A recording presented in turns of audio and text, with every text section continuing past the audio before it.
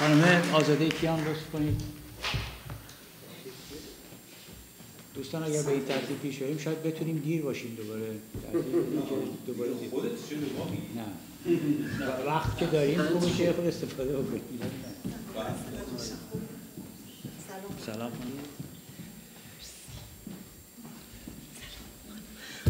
با سلام خدمت همه دوستان و با معذرت‌خواهی از که دیر رسیدم، ولی من قرار بود ساعت 4 برسم. با آقای پیوندی گفته بودم برای اینکه من دانشگاه بودم و سخنرانی منم قرار بود ساعت 4 انجام بگیره. نمیدونم چرا شما به وقت من به وقت رسیدم. مرسی. نگران. این یه چیز دیگه است. خیلی ممنون. من با به هر حال یه صحبت از لوران بخت میخوام شروع کنم صحبتمو، برای اینکه این زبانشناس معروف فرانسوی میگه که آدم وقتی یه چیزی رو مینویسه همیشه میدونه که برای کی داره مینویسه و من متاسفانه در این سالهای اخیر، یعنی در واقع در 40 ساله اخیر، مخاطبینم بیشتر غیر فارسی زبان بودن و فکر میکنم نحوه که می نویسم شاید خیلی مورد استفاده دوستان ممکنه قرار نگیره، برای اینکه شما بستگی داره که در واقع پوبلیک برای چه پوبلیکی می نویسید یا برای چه پوبلیکی صحبت میکنید. من برای اینکه به دنباله همون سوال آخر بیژن، برای اینکه همین فوری پاسخ بدم به اینکه من در چه کادری میخوام صحبت بکنم، میخوام از ژان پل ویلم، حالا شاید ازش صحبت شده، یعنی قبل از این، ژان پل ویلم یکی از نظریه پردازان خیلی مهم لایسیته در فرانسه هست. ایشون لایسیته رو مربوط به نهادها میدونه، در حالی که به نظرش عرفی شدن یعنی سکولاریزاسیون نظر به تغییرات اجتماعی و فرهنگی مذهب داره. بنابراین تعریف ویلم که یکی از کتاباش هم به فارسی ترجمه شده، عرفی شدن به ارزش‌ها مربوطه، در حالی که لایسیته به قوانین و نرم‌ها و نهادهای سیاسی و قضایی و غیره مربوط میشه. من شخصا ترم لایسیزاسیون رو دیجا به لایسیته ترجیح میدم، چرا که لایسیزاسیون نشان دهنده یک روند در حال شدنه، در حالی که لایسیته بودن رو نشون میده، یعنی نوعی انجماد. از طرف دیگه این شدنی که در لایسیزاسیون هست به خود افراد هم برمیگرده و در واقع کار درونی و بیرونی رو نشون میده، یعنی این افراد هم بر خودشون تأثیر میذارن و هم روی نهادها تأثیر میذارن. به همین دلیل هم فکر میکنم که من بیشتر اینجا شاید دارم از لایسیزاسیون صحبت میکنم تا از سکولاریزاسیون. از طرفی دیگه لایسیته به معنی جدایی کامل دولت از دین فقط در فرانسه وجود داره، اونم تازه در یک بخش‌های خاصی از فرانسه، برای اینکه الزاس لورن و اینا که آقای پیوندی میدونن مستثنا هستن، انگلیس، آلمان، تمام اینا از این تعریف خیلی سفت و سخت در واقع لایسیته فرانسوی هم مستثنا هستن. در مورد ایران که بحث امروز ما هست، خب به خاطر اینکه مسئله اکثریت شیعه هست و به اصطلاح مسئله اجتهاد با تفسیر سنن و قوانین و غیره رو داریم، این واقعیت برخی از مورخین بحث برانگیز مثل برنارد لویس رو بر اون داشت که از استثنای ایرانی صحبت بکنه، یعنی که بگه که سنت شیعه‌گری که در ایران وجود داره، میگه بعد از انقلاب ممکنه به جدای دین از دولت بیانجامه، اون چیزی که ایشون در مورد دنیای سنی نمیبینه. تعریفی که من از لایسیزاسیون میکنم فشارهای اجتماعی رو که جامعه مدنی به طور کلی و زنان به طور مشخص، چرا مشخص؟ به خاطر اینکه اولین گروه اجتماعی که بعد از اسلامی شدن نهادها و قوانین و نرم‌ها تمام اینا به ضرر زنان، حقوق زنان تمام میشه، اول زنان هستن و اینا فشارشون میکنن، فشار بر دولت وارد کردن و هدفشون هم تغییر قوانین و نهادها و نیز تغییرات فرهنگیه. بر همین تعریفی که من میخوام ارائه بدم فکر میکنم که این تعریف به تجربه زیست، به شیوه زندگی، به زندگی روزمره، به خواستهای افراد و فعالین اجتماعی و نیز کنش و واکنش اینها با سازمان اجتماعی بها میده و از تفاوت‌گذاری بین عمل و زندگی روزمره افراد از یک سو و قدرت و نهادهای سیاسی سر باز میزنه. یعنی اساسا من به این دوگانه دیدن از یک سو جامعه از سوی دیگر دولت اعتقاد ندارم. و در واقع یک مثالی که حالا بعداً مثال‌ها و یه چند تا مصداق رو خدمتتون میگم که و در نتیجه این میخوام منظورم اینه که این تأثیرات متقابل رو به نظرم خوبه که دیده بشه. به هر حال صحبت این هست که مبارزه همه جانبه زنان به خصوص فعالین اجتماعی چه مذهبی و چه سکولار به در واقع این لائیسیزاسیون به این تعریف بسیار کمک کرده. این مبارزات البته اشکال مختلفی به خودش گرفته. یکی از اشکال رو که بیشتر خانم‌های مذهبی یا اون چیزی که بهشون میگیم فمینیست‌های مسلمان بسیار پیگیرش بودن، باز تفسیر قرآن و قوانین و مذهب هست و در واقع بحثشون چالش قدرت از طریق چالش تقدس گرایی هست و مصداق‌های دیگه هم داریم که زیاد میشه مثال‌هاش رو زد. یکی از مثلا فکر کنم که از سوالایی هم که الان از خانم شد میشه من میتونم این رو به یه نوعی پاسخ بدم، چون اینا رو من توی آنکتایی که ایران کردم دیدم، این که شما می‌بینید که افراد چجوری از مذهب جدا میشن.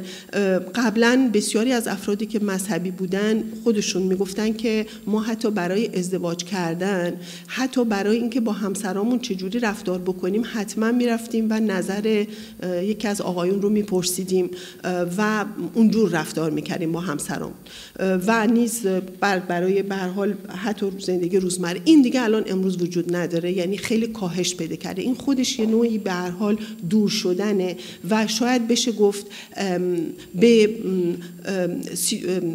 سیتواین به عنوان کسی که خودش به جدا از یک نمایندگی مذهبی میتونه برای زندگیش تصمیم بگیره، یکی از این مثال‌ها رو میشه به این ترتیب زد.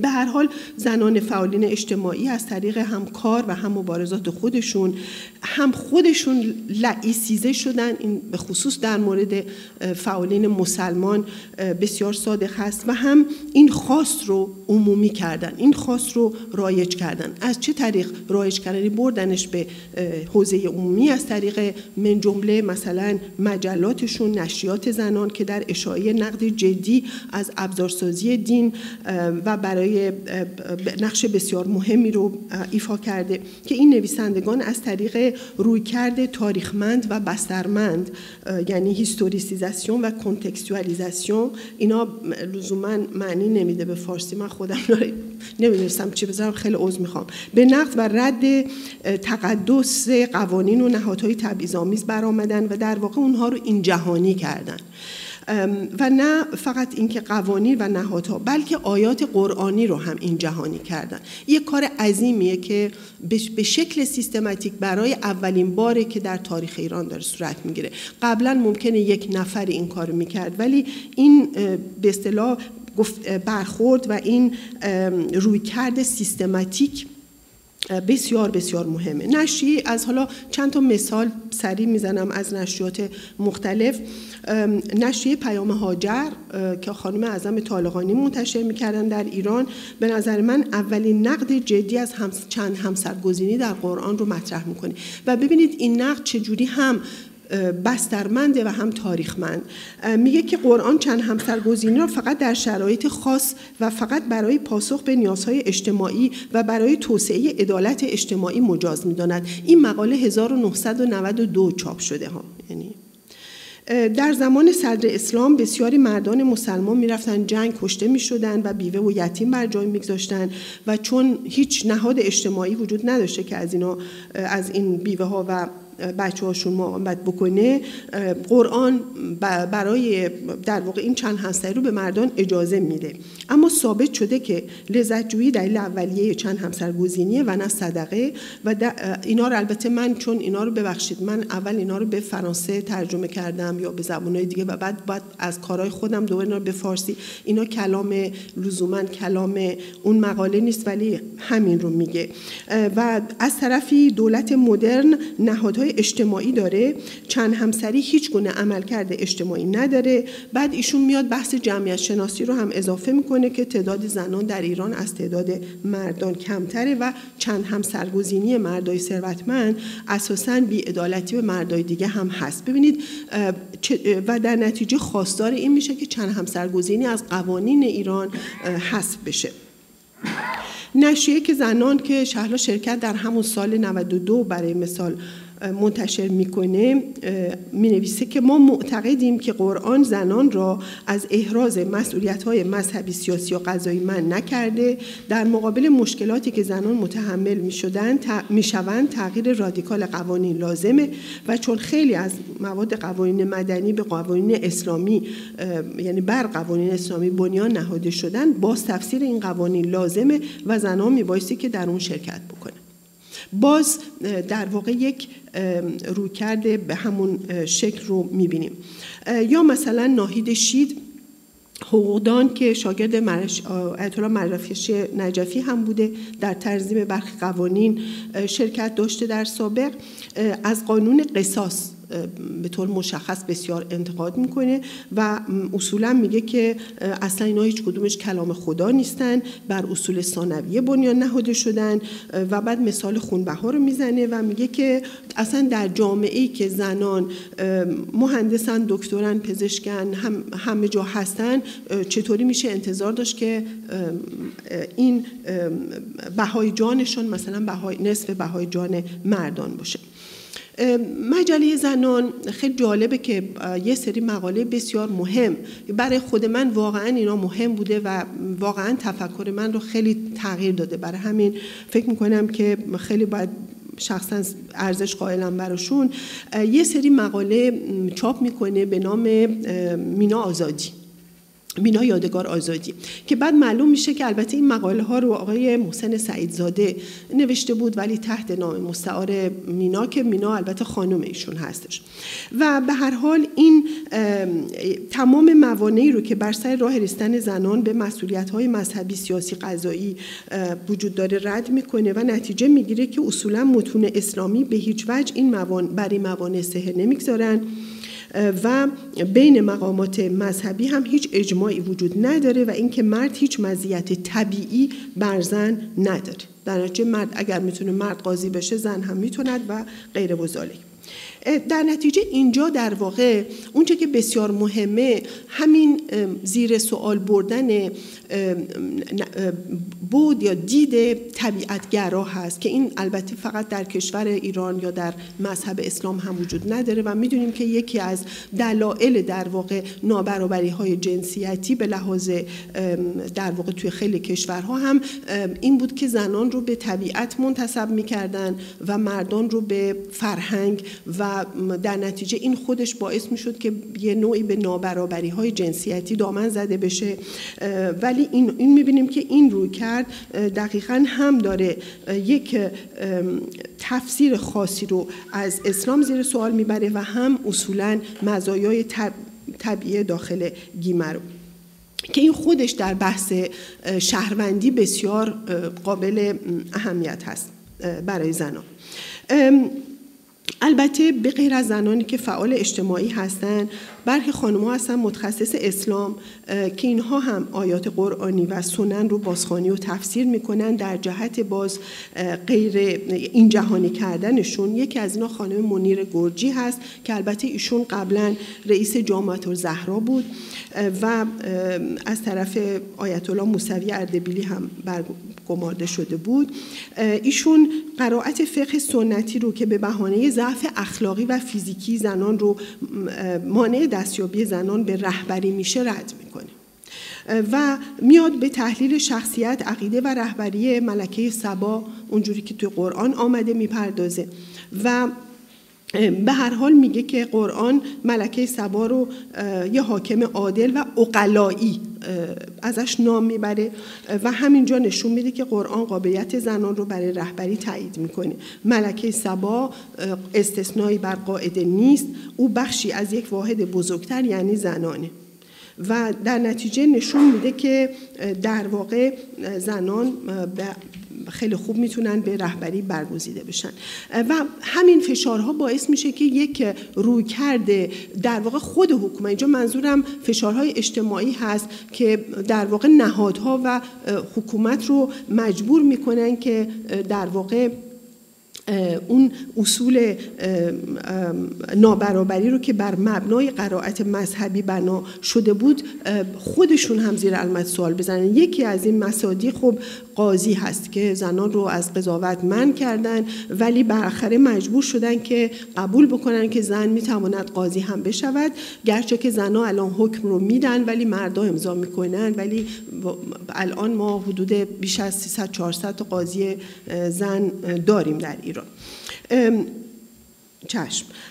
چالش دیگر که حالا وقت ندارم بهش بپردازم باز امر هدایت سیاسی جامعه هست. به لحاظ سیاسی یعنی کاندید شدن مداوم زنان در انتخابات ریاست جمهوری.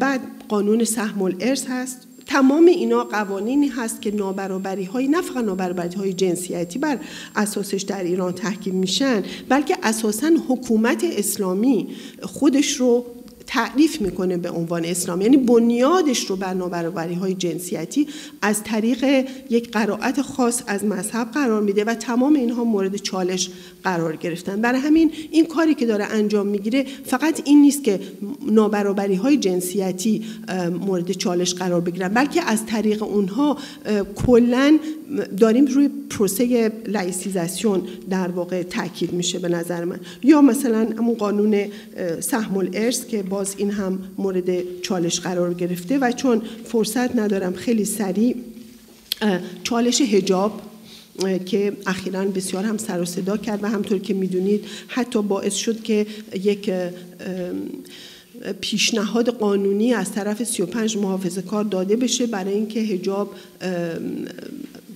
جریمه نقدی به خانم‌های برای خانم‌هایی که بی‌حجاب هستن براشون داده بشه.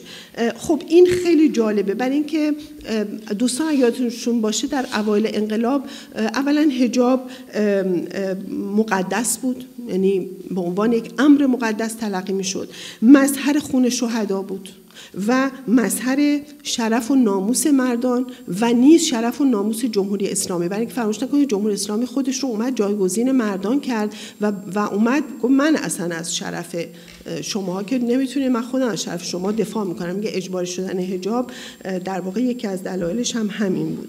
الان به خاطر به هر حال مقاومت زنان لایحه‌ای که داده شده در واقع تعیین میکنه، این نشون دهنده پذیرش نهادهای نهاد قدرت و نیز قانون در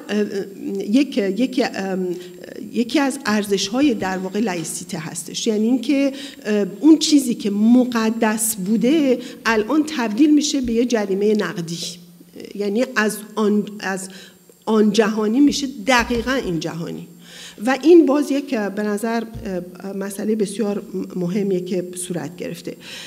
برای همین اصولاً قوانین و نظریه‌های اسلامگرا، ارزش‌ها و نیز نرم‌ها، یعنی هم سکولاریزاسیون و هم لایسیزاسیون رو اینجا پروسش رو داریم، اینا تمامش در کار هستن و اصولاً ما شاهد بروز یک گفتمان و شیوه عمل جدیدی هستیم که بیش از پیش در حوزه عمومی به بحث گذاشته میشه. تمام این مسائل و همین حجاب هم یکیش هست و اینا با نهادها و روندهای سیاسی و مذهبی در کنش و واکنش هستند، معناهای جدیدی ایجاد کردند و با نابرابری‌های جنسیتی به مبارزه برخاستند و مبارزاتی که روند اجتماعی سکولاریزاسیون یعنی لایسیزاسیون در واقع رو و نیز به برآمدن یه نظام دموکراتیک کاملا یاری میرسونن. مرسی.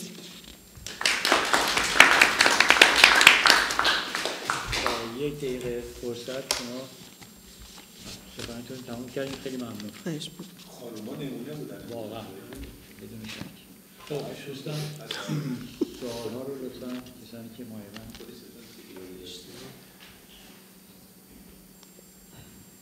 کسی دیگه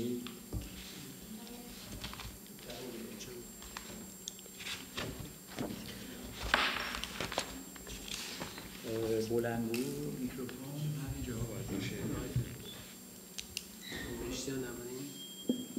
آقای فرشتیان خیلی ممنون، استفاده کردم، بسیار مطلب خوب و رسایی بود. من یه چیزی میخوام بگم ولی قبلش برای اینکه واهمه پیش نیاد، فکر نکنید من ضد فمینیست هستم و ضد خانم‌ها هستم. از همین ابتدا باید اینو عرض کنم. و با یک ببینید اینکه گفته شد زنان هم خودشون رو لایزیسته کردن و هم این خواست عمومی کردن، من یک کمی تردید دارم. میگم با چه دلیلی، حالا شاید توضیحات شما این تردید من رو برطرف کنه. صورت تردید فقط مطرح میکنم، شک دارم. ببینید وقتی حالا به تعبیر حالا سکولاریته مطرح کنیم یا اون چیزی که در مورد لایسیته مطرحه، یعنی در حقیقت از اون قالب مذهبی و احکام مذهبی آمدن بیرون و در آخرین کلماتتون هم اشاره کردید به کمک به روند دموکراتیزه کردن. من به دلیل اینکه در کار خانم‌ها و آقایون مسائل عقد و ازدواج و طلاق مقداری سر و کار دارم، این رو به این دلیل می‌بینم که اون چیزی که من مشاهده می‌کنم این نیست که خانم‌ها در حال این روند عرفی کردن این و دموکرات کردن این هستند. به عنوان نمونه مثلا در این نوشتاری که نوشته میشه هیچ وقت ما ندیدیم خانمی بنویسه که نفقه زنان امری است غیر دموکرات. در جامعه‌ای که اکثر زنان تحصیل کرده هستند، مهندسن، به قول شما دانشگاه میرن و شغل دارند، چرا مردان باید به زنان نفقه بدن؟ یعنی زنان هم باید در صورتی که مرد نیازمنده نفقه بده. داخل پرانتز عرض کنم من به دلیل حمایت از همین نفقه زنان 25 سال پیش کتابی اتفاقا نوشتم به نام نفقه زنان در حقوق ایران، در دفتر تبلیغات قم منتشر شد. سالهای بعد خواستن تجدید چاپ کنم، من بنا بود تجدید نظر کنم و نکردم، چون الان حقیقتش اون چیزهایی که اون روز فکر می‌کردم در حمایت خانم‌ها گفتم الان خیلی موافق نیستم. الان حتی در فقه شرعی ما راهی داریم، یعنی برخی از فقها مثل فقهای شافعی میگن نفقه مردان هم بر زنان واجبه. هنگامی که زن کار میکنه، مرد خونه‌داری میکنه یا مرد بیکاره. یعنی این یک نمونه مثلا. یا نمونه دیگری که باز همینجا میشه اشاره کرد در مورد بحث مهریه زنانه و خب ما معتقدیم که مرد و زن باید به صورت یکسان حق طلاق داشته باشند و زنان با مردان به صورت یکسان حق دارند برن در بازار کار کنند و درآمد داشته باشند. حالا اون چیزی که در عمل اتفاق میفته، بسیاری از خانم‌ها در ایران، یعنی در اون کشوری که مورد بحث ماست، کاری که میکنند پسنداز خودشون قرار میدن. بعد در هنگام جدایی مهریه خود رو هم به اجرا میگذارند. این مهریه هم امری است ناعادلانه وقتی هنگامی به عنوان یک ابزار فشار در دست زنان قرار میگیره، در حالی که مهریه کادویی است برای ازدواج. من با همین دوتا نمونه میخوام عرض کنم که من فکر میکنم بیشتر گرایشات خانم‌ها در این زمینه که گرایشات کاملا به حقی هم هست، یعنی کاملا حق اونهاست، میخوان تبعیض‌ها و اجحافاتی که به اونها رفته میخوان این رو برطرف کنن. در پی این نیستند که این فضا رو از اون سمت قواعد مقررات سنتی یا مذهبی موجودی که بوده اونها از اون رها بشن. لذا اون جاهایی که به نفعشون هست تلاشی برای رها شدن از اون فضاها نیست. به عنوان نمونه آخرین کلمه این که من الان گاهی تلفن‌های بارها بهم میشه یا مورد مشورت قرار میگیرم، خانم‌هایی که تحصیل کرده هستند، در فرانسه بزرگ شدن، متولد شدن، گاهی مشاوره میگیرند که چگونه مردانشون رو مثلا به دلیل مهریه سنگین ممنوع خروج کنن در مسافرت ایران. وقتی مردشون میره ایران این رو چگونه ممنوع خروج کنن. من فکر می‌کنم لذا این تردیدی که برای من ایجاد شد تو این زمینه. من الان جواب بدم. آره، برای اینکه این یه بحث فکر می‌کنم. ببینید من فکر می‌کنم که سوال شما ناقض صحبت من نیست، ولی این که شما میفرمایید که زنها همه نفقه میگیرن و همه مهریه‌هاشون هم به اجرا در میارن. ببینید من 14 سال تو ایران کار میدانی کردم و با هزاران زن صحبت کردم، مصاحبه کردم، خیلیاشو ضبط کردم، از روستاها تا شهرهای کوچک، شهرهای بزرگ، تمام این سوالایی هم که شما من جمله بحث نفقه و بحث مهریه.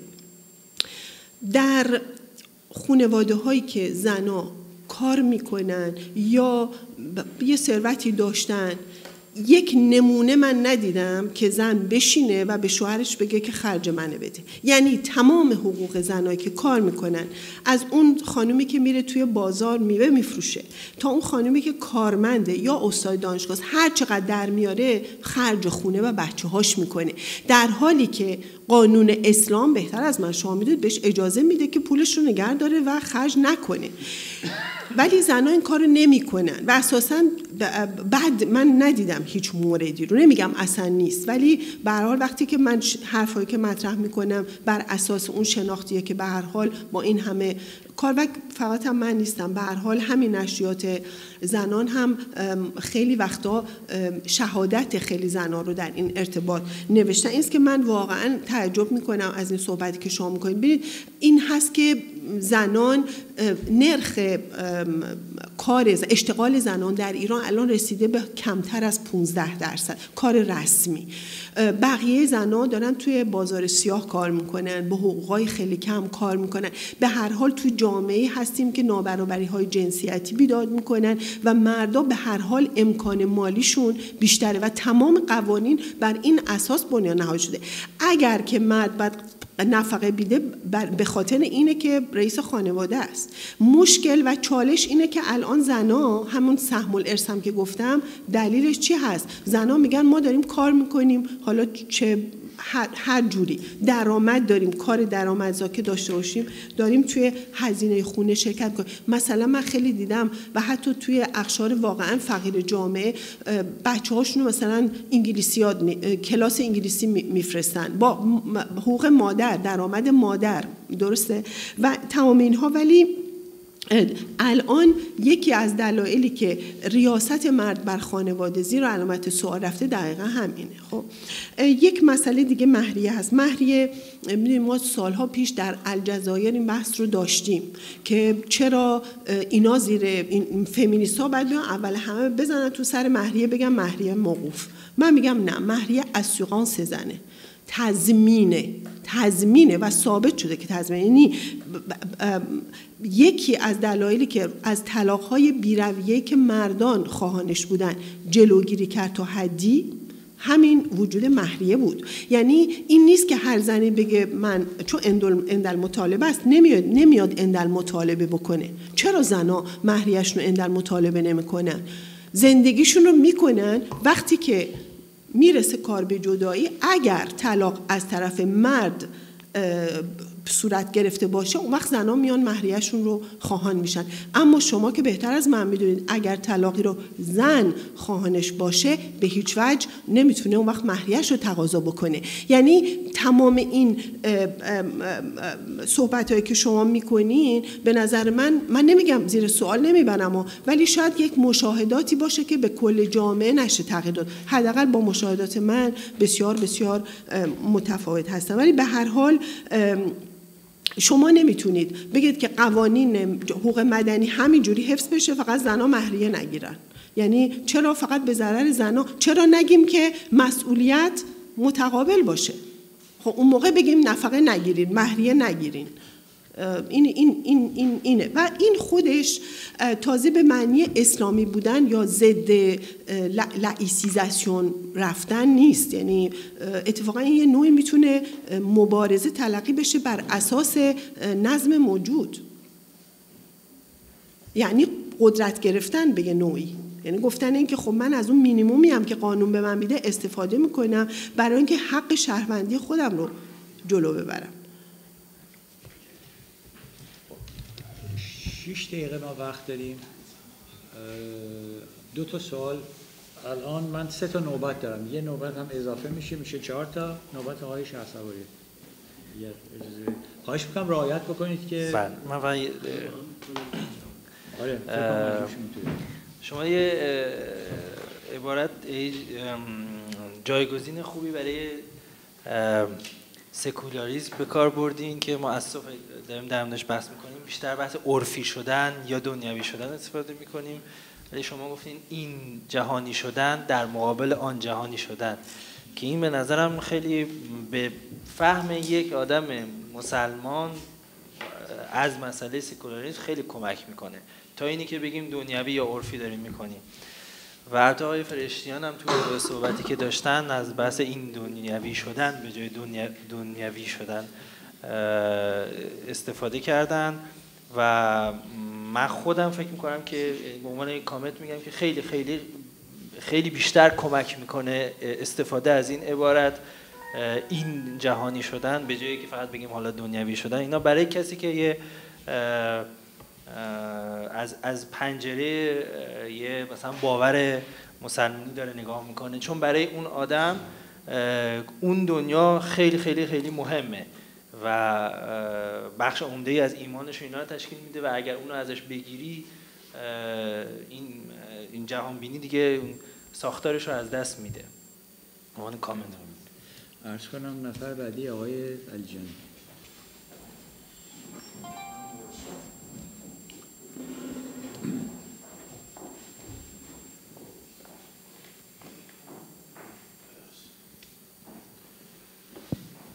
خیلی ممنون استفاده کردیم. من بحث شما خب خیلی انضمامی بود، یعنی مثالهای مشخصی داشت و از باز تفسیرهای متون سنتی که به نفع حقوق زنان استفاده میشود. من حقیقت برای منظم کردن ذهن خودم این سوال رو میکنم، اگر این بحث انضمامی رو بخوایم انتزاعیش بکنیم، یعنی بحث بکنیم به اینکه این باز تفسیرهای متون سنتی چه نسبتی با این بحث روند سکولاریزاسیون داره، برای منظم کردن ذهن. خانم دقیقیان یه مقاله‌ای دارن، نقش فیلسوفان دیندار غرب در پایه‌ریزی نظریه سکولاریسم. خیلی مقاله دقیقیه، تو نشریه فلسفی خرمگس چاپ شده، بعد تو نشریه سایت میهن تجدید چاپ شده. اونجا خب مباحث خیلی انتزاعیه. حالا اگه این بحث انضمامی شما رو بخوام انتزاعیش بکنیم، اینطوری میشه که در واقع باز تفسیر متون سنتی به نفع حقوق زنان، خب تا اینجا میتونیم بگیم دموکراتیزه میشه، عدالت جویانه میشه، اما سکولاریزه میشه. آیا این رو میشه؟ چون هنوز مرجعیت مذهب حفظ میشه اینجا دیگه، یعنی بالاخره باید یه متن مرجعی بیاد این حقوق رو بده، در حالی که در آخرین حتی مثلا من فکر میکنم فراز سوم بحث‌های سکولاریزاسیون معتقدن که دین میتونه تغییر وضعیت بده در سیاست، در حوزه عمومی، همه جا باشه، ولی نهادهای به اصطلاح اجتماعی باید سکولار بمونه، یعنی نهاد قانونگذاری، نهاد قضاوت، نهاد آموزش پرورش و غیره. حالا با یه تفسیرهای ممکنه اینجا خب این نهاد در واقع همچنان زیر سیطره دین هست و دین بایستی بیاد بگه که شما چگونه ارث رو تقسیم کنید مثلا، یا چگونه این زن میتونه رئیس جمهور بشه یا نه. تا اینجا کسی این باز تفسیرها اون مرجعیت رو زیر سوال تا اینجا نبردن، مگر اینکه اینگونه تفسیر کنیم که عقلانی کردن و تاریخی کردن تفسیر دین میتواند یک مرحله‌ای برای گذار به اون به اصطلاح سکولاریزه شدن اون نهادها باشه. آیا من میتونم اینجوری بحث انضمامی شما رو انتزاعی کنم یا نه؟ شما یک نظر دیگری میتونید شما اجازه بدید دو نفر دیگه سوال کنم برای اداره وقت. خواهش میکنم دو نفر اونجا سوال دارن لطفاً یادداشت کنید. بله. با تشکر از بحث شما. حالا من سوالم بیشتر خیلی شبیه سوال آقای علیجانی بود، ولی همین شما بحث فمینیست‌های اسلامی رو مطرح کردین. خب اینا میان یه باز تفسیری از این رو دوباره ارائه میدن، یعنی همین مثل بحث شمایی که مطرح کردین، دوباره شما میان از حقوق زنان با باز تفسیر از دین صحبت میکنن، اما دوباره مرجعیت رو به عامل دین میدن یا مذهب میدن. اینجا یعنی اگه من خودم یه کاری راجع به چند همسری انجام دادم، رفتم با زنای بی‌سواد روستایی از همه قشر صحبت کردم، اینا به هیچ عنوان با چند همسری موافق نبودن. حتی من با زنایی که قطع نخاع شدن، بچه دار نشدن، از هر لحاظی که اینا مشکل داشتن، به هیچ عنوان قبول نداشتن. خب حالا زنی که فمینیست اسلامی هستش میاد دوباره دین رو باز تفسیر میکنه، میگه نه در فقط یک سری موارد خاص، و این کاملا با اون بحثی که زنان مطرح میکنن از لحاظ تجربی و واقعی کاملا خیلی دور از واقعیت هستش. به نظر من بیاین دوباره در روند سکولاریزاسیون که بخوام صحبت بکنیم، ما باید بیایم بحثمون این هستش که دین در حوزه عمومی و قوانین کمرنگتر بشه، ولی دوباره با بحث فمینیسم اسلامی ما دوباره مشروعیت رو به اینا میدیم و این احساس میکنم یک سری تناقض داره با روند سکولاریزاسیونی که شما بحث کردین. متشکرم. خیلی ممنونم از بحثتون. من با اجازهتون یه انتقاد دارم به بحث که خیلی در راستای بحثیه که آقای علیجانی و خانم کریمی مطرح کردن. به نظر من بنیان بحث شما خیلی چالش برانگیزه، از این جهت که اولا عنوان بحث سکولاریزاسیون مبارزات زنان ایرانه. دو تا سوال اینجا مطرح میشه. چه کسی میگه سکولاریزاسیون زنان از طرف فمینیست‌های اسلامی اتفاق افتاده؟ و سوال بعدی برعکسش میتونیم بپرسیم، چه کسی میگه اصلا فمینیست‌های اسلامی نقشی داشتن در سکولاریزاسیون سیستم فعلی جمهوری اسلام، سیستم فعلی ایران؟ شما تاثیر موارد دیگر رو چجوری در نظر میگیریم؟ ما این همه فعال مستقل غیر اسلامی داریم، ما کلی تاثیر جریان چپ رو شما به کلی نادیده گرفتین در سیستم سکولاریزاسیون ایران. جریان چپی که هرچند ممکنه به شکل انضمامی الان بعد از انقلاب نمود عینی نداره در جامعه، ولی اون جامعه وارث سنت چپه که اتفاقا در حوزه زنان در نسبت با دین خیلی خوب تونسته عمل بکنه. شما رسانه ها رو دارین، شما NGO ها رو داریم بعد از انقلاب در جریان چپ. اصلا کمپین 1 میلیون زا چند درصد اونها فمینیست‌های اسلامی بودن، جدا از این که من حتی به اونها انتقاد دارم که اونها رفرمیست بودن و در نهایت نتونستن گزار خاصی رو به نفع زنان انجام بدن. مثلا چیزی که شما مطرح می‌کنی اصلا در تناقض با بعضی از پژوهش‌هایی هم هست که اخیراً انجام شده. مثلا نمیدونم اطلاع دارین، یعنی خانم مجاب چند ماه پیش یه دونه مقاله در آوردن، یه نشریه معتبر هست تو امریکا که در مورد وضعیت مقالات مربوط به جندر رو در ایران چاپ میکنه.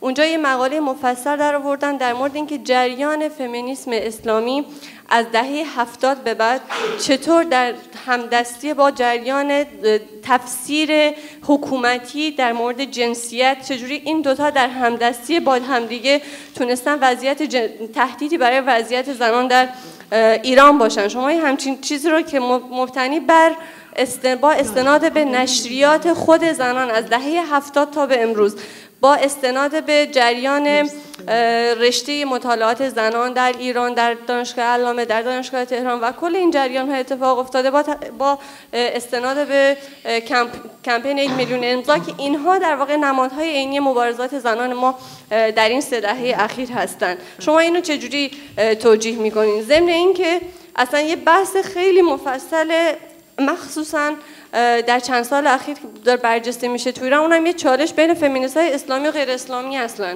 ما این رو چجوری می‌خوایم توجیه کنیم در نسبت با سکولاریزاسیون؟ یه بحث اینه که اصلا یکی از موانع ما برای سکولاریزاسیون همین فمینیست‌های اسلامی هستن که شما دارین به عنوان پیشتاز سکولاریزاسیون ازشون دفاع می‌کنین.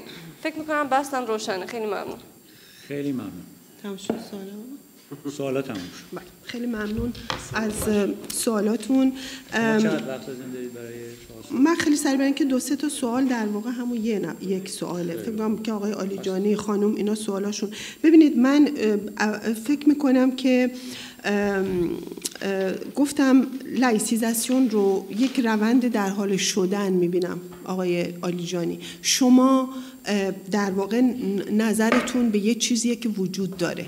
خب من وقتی میگم در حال شدن به طب یه سری به لحاظ انتزاعی رفرانس دارم دیگه، به لحاظ تئوریک، و در واقع نگفتم که یک چیزی تموم شده.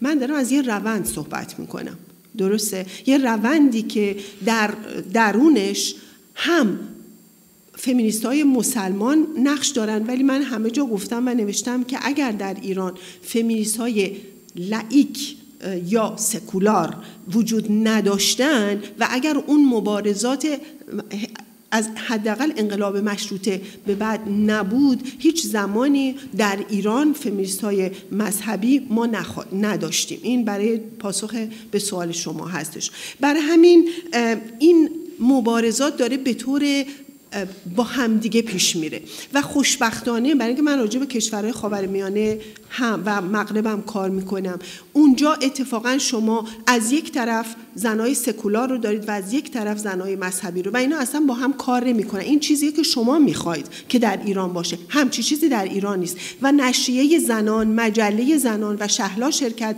اولین کسی بود که اتفاقا خانمای چپ رو مثل نوشین احمدی خراسانی رو، حالا ببخشید نوشین چپ نیست، منم کی چپه، نوشین احمدی خراسانی رو، همین خانم مهرانگیز کار رو که چپ نیست، باز یه جناح دیگه هست. تمام اینا رو من خودم بودم اونجا، چون میگم کار میدانی یعنی من خودم اونجا بودم. تمام اینا رو دعوت کرد. اون موقع اینا هیچ کدوم اجازه نشریه نداشتن. بهشون گفت، زمان رفسنجانی بود، بهشون گفت شما بیاید من نشریه دارم بنویسید، ما با هم بتونیم در کنش و واکنش قرار بگیریم.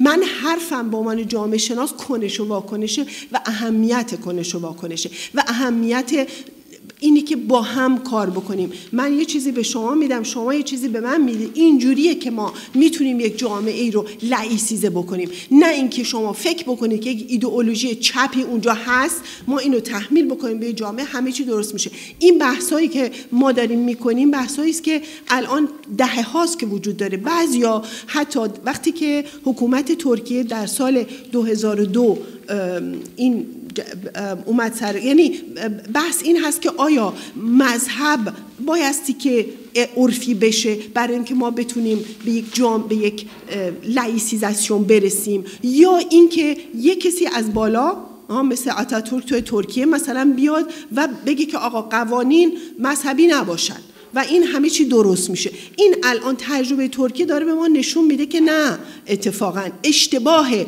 فقط سیاست کافی نیست، بایستی یک کسی، فکر کنم خانم فولادوند گفتن، از پایین در واقع این روند باید باشه. این روند با بالا وقتی برخورد بکنه، اون موقع ما میتونیم انتظار داشته باشیم که در واقع این نهادینه بشه. و این پروسه رو آقای عالیجانی، ما الان تو این پروسه نهادینه شدنی. نه،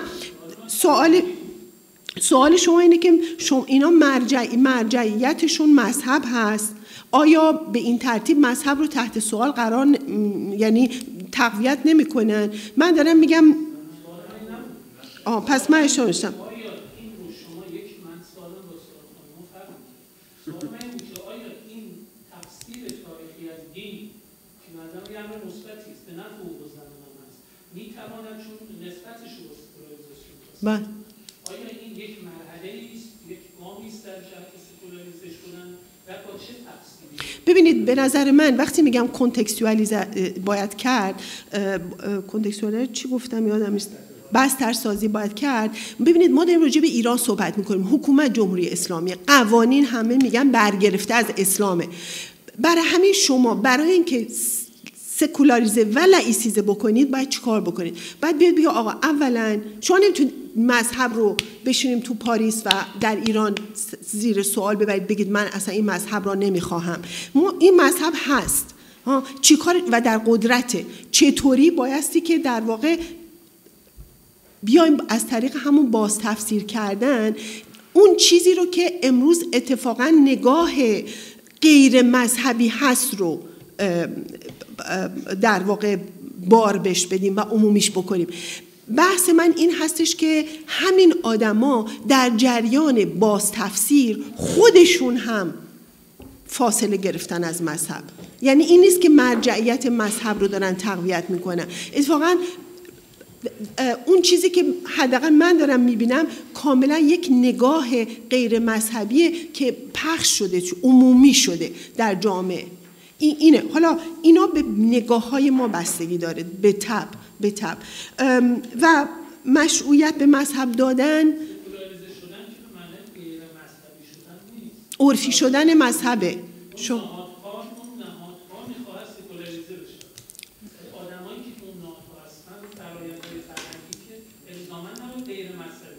نه ببینید، منظور من از لایسیزاسیون یعنی اینکه قوانین مذهبی، یعنی مذهب در واقع بشه یک ارزش شخصی افراد یا اعتقاد شخصی افراد، ولی در قوانین و در نهادها دخالت نداشته باشه. یعنی چی؟ مثلا قانون مدنی ما یا قانون قصاص ما الان گفته میشه که بر اساس مذهبه، این رفته زیر علامت سوال و از طریق تحت علامت سوال قرار دادن نهادهایی که خودشون رو به مذهب متصل میکنن، در واقع اینا خواهان غیر مذهبی شدنن. حالا این غیر مذهبی شدن یک چیزیه که خود این افراد هم غیر مذهبی شدن. من حالا نمیخوام اینجا از کسی نسونم، ولی کسانی که توی این پروسه درگیر هستن کسانی بودن که واقعاً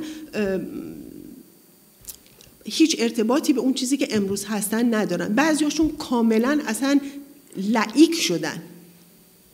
یه کاریه که خودشون هم انجام داده. این جامعه از درون داره یه کاری رو به خودش انجام میده که البته یکی از خانم‌ها اشاره کرد خب در رابطه با تغییر تحولات اجتماعی بسیار مهم سالهای اخیر هم به تبع هست. یعنی اینو تمام برای این بسترسازی بسیار بسیار برای ما مهمه که ببینیم کجا داریم صحبت میکنیم. ولی نمیدونم پاسخ آقای علیجانی پاسخ شما رو دادم، ولی من نمیبینم که مذهب مشروعیت بهش بخشیدن.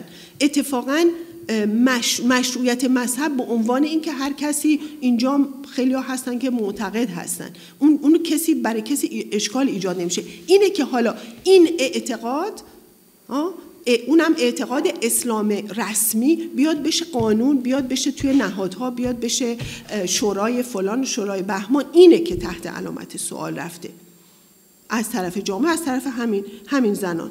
و به هر حال جامعه ما خوشبختانه یا متاسفانه وارث چپ نیست، ولی وارث مبارزات همه جانبه زنان از 1905 تا الانه و برای همینم زنها دارن مقاومت میکنن. برای همینم هستش که مرتب، یعنی نمیدونم شما چرا فکر میکنید که جامعه ایران وارث چپه فقط؟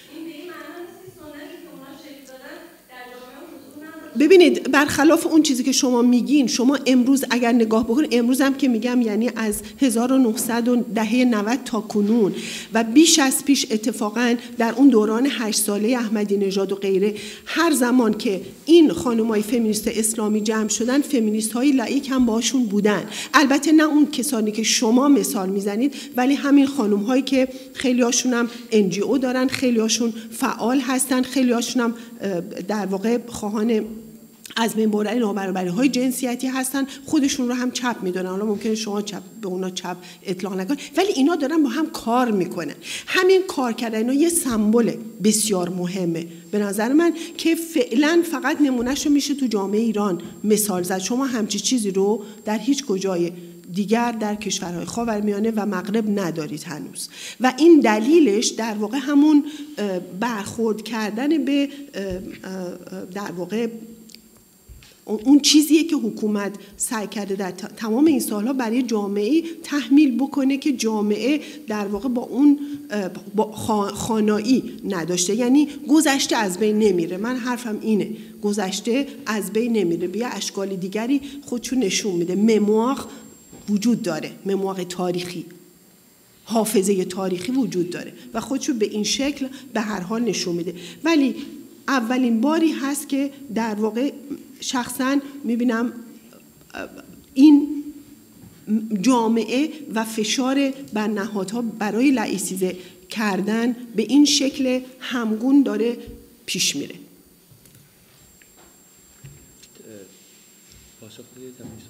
من اینا که یادداشت کرده بودم، اگر چیز دیگری هست. خیلی ممنون ازتون. تشکر اولا.